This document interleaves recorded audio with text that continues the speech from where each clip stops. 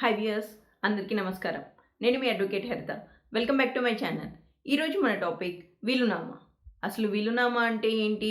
ఎవరు ఎవరికి రాయాలి? వీలునామా ఎప్పుడు రాయాలి? ఎందుకు రాయాలి? వీలునామా రాసేటప్పుడు ఎటువంటి జాగ్రత్తలు తీసుకోవాలి అనే విషయాల గురించి ఈరోజు మన వీడియో ద్వారా వివరంగా తెలుసుకుందాం. అంతేకాదు, అసలు వీలునామా రాయడం నిజంగా అవసరమా అంటే దానికి నా సమాధానం అవసరమే. ఎందుకు అవసరం అనేది పూర్తి వీడియో చూస్తే మీకే అర్థమవుతుంది. So let's begin our topic today. ముందుగా వీలునామా అంటే ఏంటి? వీలునామా అంటే ఎవరైనా ఒక వ్యక్తి తాను మరణించిన తర్వాత తనకి సంబంధించిన స్థిర చరాస్తులన్నీ పంపకాలు ఎలా జరపాలి అనే విషయాల గురించి రాసేటువంటి డాక్యుమెంట్ని వీలునామా అంటాము. కేవలం మనిషి మరణానంతరం మాత్రమే వీలునామా అమల్లోకి వస్తుంది. స్థిరాస్తి అంటే ఇల్లు, పొలము, స్థలము లాంటివి, ఇమ్మూవబుల్ ప్రాపర్టీస్. చరాస్తి అంటే డబ్బు, ఫిక్స్డ్ డిపాజిట్, బ్యాంక్ బ్యాలెన్సులు, నగలు లాంటివి, మూవబుల్ ప్రాపర్టీస్ అన్నమాట. వీలునామా అనగానే కేవలం స్థిరాస్తికి మాత్రమే సంబంధించింది అనే అపోహ చాలామందిలో ఉంటుంది. అయితే వీలునామా అనేది స్థిర చరాస్తి రెండింటికి సంబంధించింది. అందరికీ స్థిరాస్తి ఉండదు కదా. స్థిరాస్తి లేనివారు కూడా వారి దగ్గర ఉన్న డబ్బులు, నగలు, వస్తువులు వారికి నచ్చిన వ్యక్తులకు వీలునామా రూపంలో రాసి ఇచ్చే హక్కు ఉంటుంది.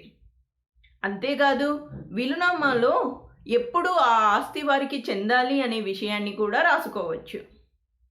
ఇప్పుడు వీలునామా ఎవరికి రాయాలి అని తెలుసుకుందాం. వీలునామా అనేది ఎవరైనా కానీ, అంటే మగవారు కానివ్వండి, ఆడవారు కానివ్వండి, ఎవరికైనా కూడా రాయవచ్చు. కాకపోతే కొన్ని కండిషన్స్ ఉంటాయి. అవి ఏంటంటే మతిస్థిమితం లేనివారు, మద్యం సేవించి ఉన్నవారు, మైనర్లు, అలాగే పూర్తి స్పృహతో లేనప్పుడు వీలునామా రాయకూడదు. ఒకవేళ ఎవరైనా అటువంటి సందర్భంలో వీలునామా రాసినా కూడా అది చెల్లదు. అంతేకాదు, మిమ్మల్ని ఎవరైనా భయపెట్టి బెదిరించి వీలునామా రాయించినట్లయితే అది కూడా చెల్లదు. వీలునామా రాసేటువంటి వ్యక్తిని టెస్టేటర్ అంటాము. వీలునామా ఎవరి పేరు మీద రాస్తున్నారో వారిని బెనిఫిషియరీ అంటాము. సహజంగా వీలునామా అనగానే వారి వారి కుటుంబ సభ్యులకు రాయడం చూస్తుంటాము. అంటే భర్త భార్యకి, భార్య భర్తకి, లేదా పిల్లలకి, మనవళ్ళు మనవరాళ్ళకి వీలునామా రాయడం చూస్తుంటాం. అలాగని వీలునామా కంపల్సరీగా కుటుంబంలోని వ్యక్తులకు మాత్రమే రాయాలి అనేది ఎక్కడా లేదు. వీలునామా అనేది మీరు కష్టపడి సంపాదించిన ఆస్తులు కావచ్చు, లేదా మీకు వీలునామా రూపంలో కానీ గిఫ్ట్ రూపంలో కానీ లభించిన ఆస్తులను మీకు నచ్చిన ఇష్టమైన వ్యక్తులకు రాసి ఇచ్చే హక్కు పూర్తిగా మీకు ఉంటుంది. అంతేకాకుండా వీలునామాని ఆలయాలకు, ట్రస్టులకు, అనాథాశ్రమాలకు లాంటి వాటికి కూడా రాసి ఇచ్చే హక్కు మీకు ఉంటుంది. ఇప్పుడు వీలునామా ఎందుకు రాయాలి?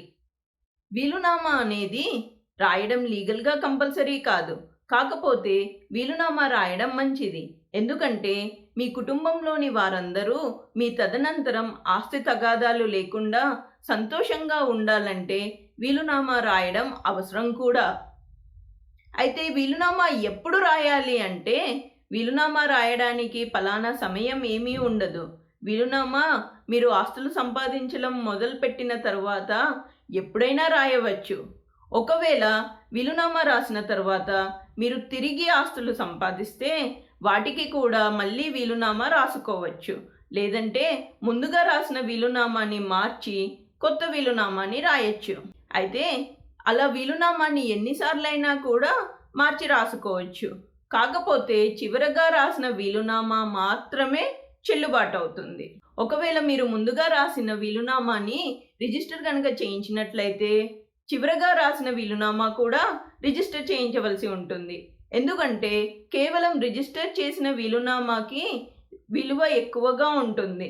అందుకోసం మళ్ళీ చివరగా రాసిన వీలునామాని కూడా రిజిస్టర్ చేయవలసి ఉంటుంది. అలాగని వీలునామా రిజిస్టర్ చేయించాలి అని తప్పనిసరి కాదు. మీకు ఇష్టమైతేనే రిజిస్టర్ చేయించవచ్చు. కాకపోతే రిజిస్టర్ చేయించడం మంచిది. వీలునామా ఎలా రాయాలి? రాసేటప్పుడు ఎటువంటి జాగ్రత్తలు తీసుకోవాలనే విషయాలు ఇప్పుడు మనం తెలుసుకుందాం. వీలునామా అనేది వైట్ పేపర్ మీద రాస్తే సరిపోతుంది. స్టాంప్ పేపర్ మీద అవసరం లేదు. వీలునామా సొంత హ్యాండ్ రైటింగ్‌తో రాస్తే మరీ మంచిది. కాదు, టైప్ చేస్తే ఎవరు, ఎప్పుడు, ఎక్కడ టైప్ చేశారు అనే అన్ని విషయాలు కూడా వీలునామాలో తప్పనిసరిగా రాయాలి. వీలునామా అనేది చాలా క్లియర్‌గా, క్లారిటీగా, ఎటువంటి తప్పులు లేకుండా, కన్‌ఫ్యూజన్ లేకుండా, అంబిగ్విటీ లేకుండా రాసుకోవాలి. వీలునామా రాసేటువంటి వ్యక్తి యొక్క సంతకం అంటే టెస్టేటర్ యొక్క సంతకం ప్రతి పేజీలో తప్పనిసరిగా ఉండాలి. అంతేకాదు, చివరి పేజీలో ఇద్దరి సాక్షి సంతకాలు కూడా తప్పనిసరిగా ఉండాలి. వీలునామా రాసే వ్యక్తి సమక్షంలోనే ఇద్దరు సాక్షులు సంతకాలు చేయాలి. వీలునామా రాసే వ్యక్తి కూడా ఆ సాక్షుల సమక్షంలోనే వీలునామాను రాయాలి. బెనిఫిషియరీస్ సాక్షులుగా ఎట్టి పరిస్థితుల్లో పనికిరారు. బెనిఫిషియరీస్ తప్ప 18 సంవత్సరాలు దాటిన వ్యక్తులు ఎవరైనా కూడా సాక్షి సంతకం చేయవచ్చు. అయితే వీలునామా రాసేటప్పుడు అందులో ఎవరికి ఎంత ఆస్తి చెందాలి, ఎవరికి ఏమి చెందాలి అనే విషయాలన్నీ కూడా చాలా క్లియర్‌గా రాసుకోవాలి. అంతేకాకుండా స్థిరాస్తి అయితే ఎక్కడ ఉంది, సర్వే నెంబర్ ఏంటి, బౌండరీస్ ఏంటి అనే అన్ని విషయాలు కూడా వివరంగా రాయాలి. వీలునామా అనేది మీ చేతిలోని అస్త్రంగా మారుతుంది. మీ చివరి రోజు, చివరి క్షణం వరకు మీ ఆస్తి మీ చేతిలోనే ఉంటుంది. కేవలం మీ తదనంతరం మాత్రమే అది వేరే వారికి మీరు రాసిన విధంగా చెల్లుతుంది. అయితే వీలునామాని సీల్డ్ కవర్లో మీకు ఇష్టమైన వ్యక్తుల దగ్గర లేదా మీకు సన్నిహితులు, స్నేహితులు దగ్గర భద్రపరుచుకోవచ్చు. మీ చివరి రోజుల్లో మీకోసం కాకపోయినా కనీసం మీ దగ్గర ఉన్న ఆస్తి కోసమైనా మిమ్మల్ని బాగా చూసుకునే అవకాశం ఉంటుంది. సో ఇదండి వీలునామాకి సంబంధించిన విషయాలు. ఇవన్నీ గుర్తుపెట్టుకొని జాగ్రత్తగా వీలునామా రాసుకోండి. వీటికి సంబంధించి ఏవైనా క్వశ్చన్స్ ఉంటే కామెంట్ బాక్స్లో తెలియచేయండి. నేను మీకు రిప్లై ఇస్తాను. Please do like, share and comment. అలాగే సబ్స్క్రైబ్ చేసుకునే వాళ్ళు ఎవరైనా ఉంటే దయచేసి సబ్స్క్రైబ్ చేసుకోండి. Thanks for watching my channel.